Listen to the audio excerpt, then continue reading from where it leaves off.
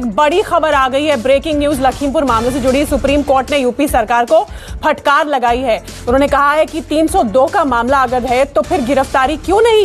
सभी आरोपियों के साथ एक जैसा व्यवहार होना चाहिए। जाइए, आरोपी को गिरफ्तार कीजिए, जांच के दूसरे विकल्पों पर भी विचार कीजिए। साथ ही सुप्रीम कोर्ट ने कहा कि अभी तक राज्य सरकार के द्वारा की गई कार्रवाई से वो संतुष्ट नहीं है। सरकार सही कदम उठाए और आरोपियों को पकड़े। 302 का मामला है तो गिरफ्तारी क्यों नहीं? प्रभाकर मिश्रा इस वक्त हमारे साथ जुड़ गए। प्रभाकर मिश्रा, कड़ी फटकार सुप्रीम कोर्ट की राज्य सरकार को कि भाई जब 302 का मामला है तो गिरफ्तारी क्यों नहीं? अभी भी आशीष मिश्रा फरार हैं, समन्स के बावजूद हाजिर नहीं हुए पुलिस स्टेशन।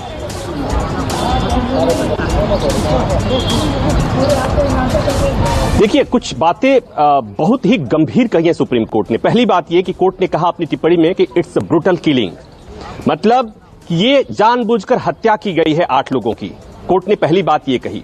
दूसरी बात ये कही कि सारे आरोपियों के साथ एक व्यवहार होना चाहिए, मतलब ये कि इस मामले में चूंकि राज्य मंत्री का लड़का आरोपी है तो उससे अलग तरह का व्यवहार हो रहा है। कोर्ट ने कहा कि 302 के मामले में क्या होता है, पुलिस क्या करती है सामान्यतया, मतलब ये कि आरोपी को तत्काल गिरफ्तार किया जाता है। और यहां कोर्ट ने कहा कि आप ऐसा नहीं करके क्या संदेश देना चाहते हैं, जाइए और आरोपी को गिरफ्तार कीजिए। ये कोर्ट की तरफ से एक बड़ी बात आई। और तीसरी बात यह कि अब तक जो कुछ भी हुआ है उससे कोर्ट संतुष्ट नहीं। और साथ ही साथ कोर्ट ने यह भी कहा कि जो एसआईटी का गठन हुआ है वो सारे लोकल फील्ड ऑफिसर्स हैं और उनसे हम अभी तक उनका जो रवैया है उससे हमें उम्मीद नहीं है कि इस मामले में वो जांच कर पाएंगे या उचित जांच कर पाएंगे। इसलिए कोर्ट ने डीजीपी को निर्देश दिया है कि इस मामले से जुड़े हुए जितने सबूत हैं उसे प्रोटेक्ट किए जाएं, उसको संरक्षित किए जाएं। और इसका मतलब ये निकाला जा सकता है कि सुप्रीम कोर्ट इस मामले की जांच किसी और एजेंसी को या एसआईटी, अलग तरह की एसआईटी बनाकर दे सकता है। हालांकि सीबीआई की बात आई थी और सीबीआई को कोर्ट इस केस को ट्रांसफर करने में एप्रीहेंसिव लग रहा था, क्योंकि सबको पता है कि इस मामले में जो आरोपी है, मुख्य आरोपी है, वो गृह राज्य मंत्री का बेटा है और सीबीआई डीओपीटी के तहत आती है। ऐसे में अंदेशा वहां पर भी होगा, तो सुप्रीम कोर्ट इस बात को लेकर एप्रीहेंसिव था। और दूसरी महत्वपूर्ण बात यह हुई कि उत्तर प्रदेश सरकार की तरफ से देश के सबसे बड़े वकीलों में से एक हरीश साल्वे को हायर किया गया था और वो पेश हो रहे थे। उन्होंने ये बात कही कि कोर्ट की जो गंभीरता है, कोर्ट की जो नाराजगी है, उससे हम वाकिफ हैं। और कोर्ट ने जब यह कहा कि अब तक गिरफ्तारी नहीं हुई तो हरीश साल्वे जो उत्तर प्रदेश सरकार की तरफ से थे, उन्होंने ये कहा कि आशीष मिश्रा को कल 11 बजे तक का वक्त दिया गया है। 11 बजे तक हम इंश्योर करेंगे कि उनकी गिरफ्तारी हो जाए या वो सरेंडर कर दें। अगर नहीं होते हैं तो वारंट भी इशू किया जा सकता है। तो मतलब ये कि कोर्ट ने जो कल किया, जिस तरह से कोर्ट ने कल स्टेटस रिपोर्ट जैसे ही मांगा था, उसके बाद से अफरा तफरी में उत्तर प्रदेश पुलिस इसमें हरकत में आई थी। उसके बाद से गिरफ्तारियां भी हुई थी और उसके बाद से तमाम चीजें हुई थी। ऐसा दिखाने की कोशिश हुई थी। उसके बाद से समन भी जारी हुआ था, चिपकाया गया था, नोटिस चिपकाया गया था। तो सरकार ने भरसक कोशिश की थी सुप्रीम कोर्ट के सामने ये दिखाने के लिए कि सरकार इस मामले में बहुत गंभीर है, लेकिन सरकार के तमाम प्रयास सुप्रीम कोर्ट के लिए पर्याप्त नहीं थे। एक बार फिर से हम चाहेंगे, क्योंकि बहुत कड़ी फटकार है ये सुप्रीम कोर्ट की यूपी सरकार को।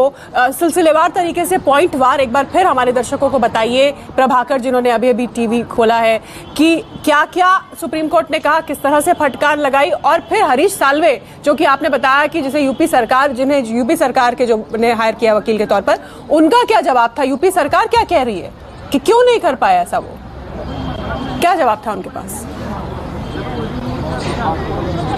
देखिए, पहली बात ये कि जो दर्शक अभी जुड़े हैं वो समझ लें कि उत्तर प्रदेश सरकार ने देश के सबसे बड़े वकीलों में से एक हरीश साल्वे को इस केस के लिए हायर किया था। हरीश साल्वे विदेश में रहते हैं, लंदन में रहते हैं, उन्हें हायर किया गया था। उनके चलते सुनवाई थोड़ी सी डिले हुई क्योंकि किसी और मामले में व्यस्त थे। और सुप्रीम कोर्ट ने जो टिप्पणी की वो काफी महत्वपूर्ण है। कोर्ट ने यह कहा कि ये ब्रूटल किलिंग है 8 लोगों की। दूसरी बात यह कि अब तक जो जांच है, जो रवैया है पुलिस का, वो उससे कोर्ट संतुष्ट नहीं है। तीसरी महत्वपूर्ण बात ये कि सारे आरोपियों के साथ एक तरह का व्यवहार होना चाहिए, मतलब ये कि आशीष मिश्रा के साथ जो व्यवहार हो रहा है वो अलग तरह का व्यवहार हो रहा है। उनका इशारा ये था कि गृह राज्य मंत्री का बेटा होने के चलते पुलिस इस मामले में सख्ती नहीं बरत रही है। और साथ ही साथ कोर्ट ने यह भी कहा कि जो अभी तक जांच चल रही है या जांच करने वाले जो अधिकारी हैं, जो एसआईटी का गठन हुआ है, उनसे बहुत उम्मीद नहीं की जा सकती, उनका जो मौजूदा व्यवहार है। और साथ ही साथ चूंकि जो लोकल फील्ड अधिकारी है, उनका इशारा यह था कि इसमें राज्य के गृह मंत्री का बेटा जब आरोपी हो, राज्य में वही सरकार हो जो केंद्र में सरकार हो, तो ऐसे में एप्रीहेंसिव होना जाहिर सी बात है। और कोर्ट ने वो सारी दुश्चिंता आज ही प्रकट कर दी और साथ ही साथ ये भी इशारा कर दिया कि इस मामले की जांच किसी और एजेंसी से कराई जा सकती है या उसके लिए कोर्ट अलग से किसी अलग तरह की एसआईटी का गठन कर सकता है। क्योंकि कोर्ट ने जब ये कहा कि अब तक जो एसआईटी बनी है उसमें लोकल फील्ड ऑफिसर्स हैं और उनसे हम जांच की और न्याय की उम्मीद नहीं कर सकते। तो मतलब ये कि 20 तारीख, अब लोग ये सवाल पूछेंगे कि 20 तारीख को इस मामले में कोर्ट ने अगली सुनवाई की तारीख रखी है। तो दरअसल आज सुप्रीम कोर्ट की छुट्टियां शुरू हो रही हैं, दशहरे की छुट्टियां शुरू हो रही हैं। 20 तारीख को कोर्ट खुलेगी और 20 तारीख को आइटम नंबर 1 मतलब पहले मामले के तौर पर इसकी सुनवाई होगी। और साथ ही साथ कोर्ट ने साफ तौर पर कह दिया कि इस दौरान आपको हाथ पर हाथ धरे हुए नहीं बैठना है,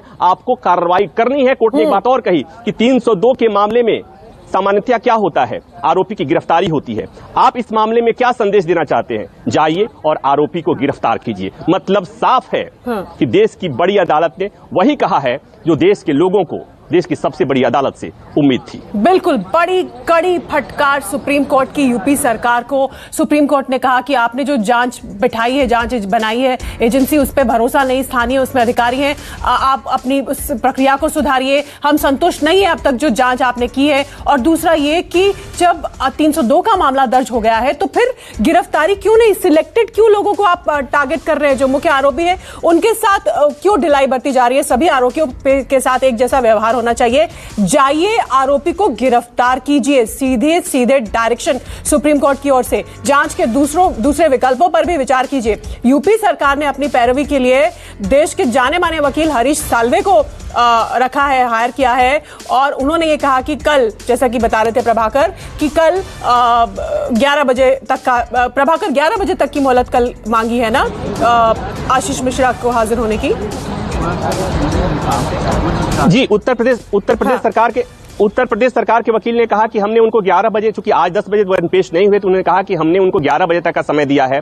और साथ ही साथ ये भी कहा गया कि हम इंश्योर करेंगे कि कल 11 बजे तक वो पेश हों, और पेश नहीं होंगे मतलब ये कि पेश नहीं होंगे तो उनके खिलाफ वारंट जारी किया जाएगा। और देश के इतिहास में शायद ऐसा पहले कभी हुआ होगा जब देश के गृह राज्य मंत्री के बेटे के खिलाफ समन उसके घर के पर चस्पा किया गया। देश की बड़ी अदालत ने उस पर फटकार लगाई और देश की सबसे बड़ी अदालत पुलिस की कार्यप्रणाली पर सवाल किया।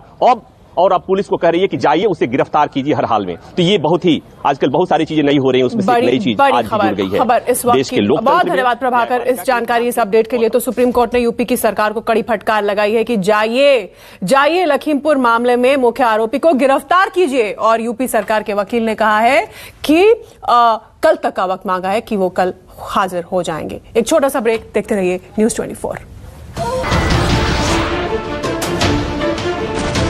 नमस्कार, मैं हूं मानक गुप्ता। अगर आपको हमारा ये वीडियो पसंद आया हो तो इसे लाइक और शेयर जरूर करें। और हां, हमें सब्सक्राइब और फॉलो करना ना भूलें ताकि आप देश और दुनिया की कोई खबर मिस ना करें। तो जुड़े रहिए हमारे साथ और देखते रहिए न्यूज़ 24।